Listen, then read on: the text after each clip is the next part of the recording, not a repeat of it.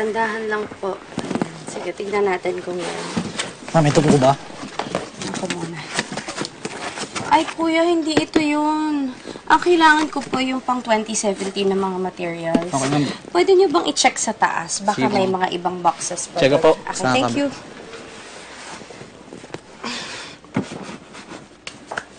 Nagpaplano ako ng bachelor party mo. I-invite ko yung marketing girls. Excited na sila. Naku, wag na lang kaya. Gastos lang yun eh. Kami naman ang gagastos para sa'yo eh. Basta masaya yun. Tsaka dapat game ka ha. Sige, okay. By the way, Flor, sinabi mo ba kay Angelo yung nangyari sa amin ni Georgia? Hindi na niya kailangan malaman yun. Okay.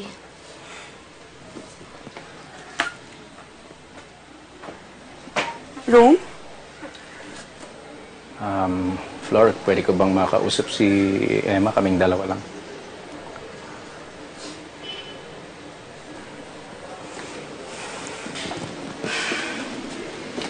Salamat.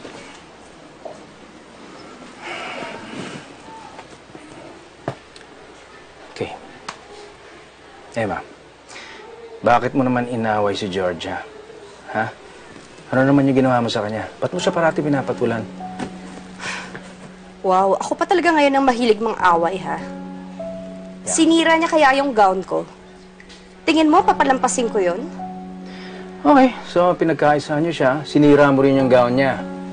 Bakit mo ba kailangan patulan yun? Ron, kilala mo ako. Mabait akong tao. Pero kung demonyo ang kaharap ko, bibigyan ko rin siya ng impyerno. She just can't walk all over me and expect me to be nice. Right. Narinig mo ba yung kasabihan, kung wala kang mabuting sasabihin, huwag mo na lang sasabihin.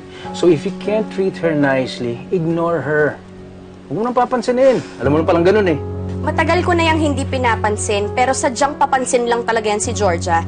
And you know what now? I'm gonna ignore you. Kasi maling tao ang pinagsasabihan mo. Umuwi ka na at si Georgia ang turuan mo ng good manners. Okay. Oh, oh.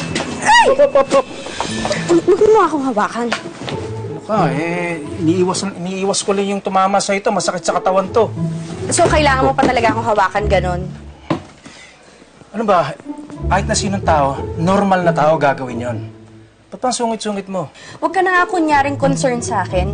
Hiwalay na tayo, ikakasal na nga tayo sa ibang tao, di ba? Okay, don't make this a big deal, Emma. Wala naman ako intensyon buksan ang kahon ng buhay natin. O, ano pa ginagawa mo dito? Ba't di ka pa umalis? Okay, fine.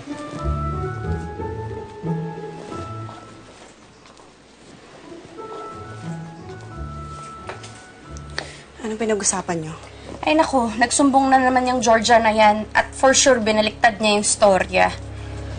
Ano namang bago doon? Pakakasalan pa nga, di ba? Okay ka lang? Okay lang ako. Visit lang ako dyan kay Rome. Ang kapal, pare. Ako pa lumalabas na bastos. Pare, kilalang kilala kita. Sinansingan mo lang si Emma eh. Bro, pwede mo siyang itulak pero hindi lang mo siya palapit sa mukha mo. Galawang breezy ka talaga, pare. Huwag natin pag-usapan yun, okay? Huwag natin pag-usapan si Emma. Oh, pero yung stag party natin ha, para enjoy tayo doon. Huling hirit, pare, sa tag-init. Yun. Kailan ba yun? Sa Sabado, bro, sa Amore Hotel. Lahat ng chika babes nandun. Lahat ng mga friendship ko. Yun ang hilig mo eh. Siyempre, specialty ko yun, bro. Para sa'yo yun. May stag party pala kayo. Ba't di nyo sinasabi sa akin? Siyempre, for the boys, bago siya ikasal ulit, di ba? Last enjoyment namin yun. Alam ko naman yun. Hindi ko naman pipigilan eh. Pero sana sabihin nyo sa akin kung saan yung venue, kung anong oras kayo makakauwi, at kung sino-sino yung mga kasama nyo. Okay?